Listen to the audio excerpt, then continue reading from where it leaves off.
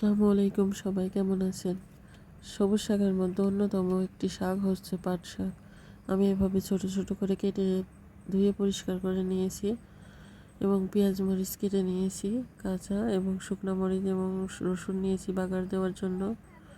কড়াইয়ে পানি দিয়ে দিচ্ছি, এরপরে পেঁয়াজ মরিচটা দিয়ে দিচ্ছি, পরিমাণ মতো লবণ দিয়ে দিচ্ছি।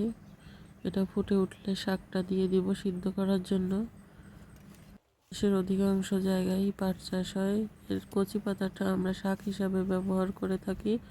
এটা দেহের জন্য খুবই উপকারী। পানিটা শুকিয়ে গেলে সিদ্ধ হয়ে যাবে।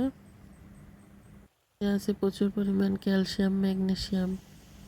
সিদ্ধ হয়ে গেছে, অন্য পাত্রে নামিয়ে নিয়েছি। এবার বাগার দেওয়ার জন্য তেল এবং রসুন আর শুকনো মরিচটা দিয়ে দিয়েছি। এবার খানিকটা গোটা জিরা দিয়ে দিচ্ছি। এটা লাল লাল হয়ে গেলে আমি এবার শাকটা দিয়ে দিচ্ছি। পানি শুকিয়ে গেছে, শাকটাও প্রায় হয়ে গেছে। এটা দেহের জন্য খুবই উপকারী এবং খাইতে সুস্বাদু। ভাজিটা হয়ে গেছে, দেখেন কত সুন্দর দেখতে হয়েছে।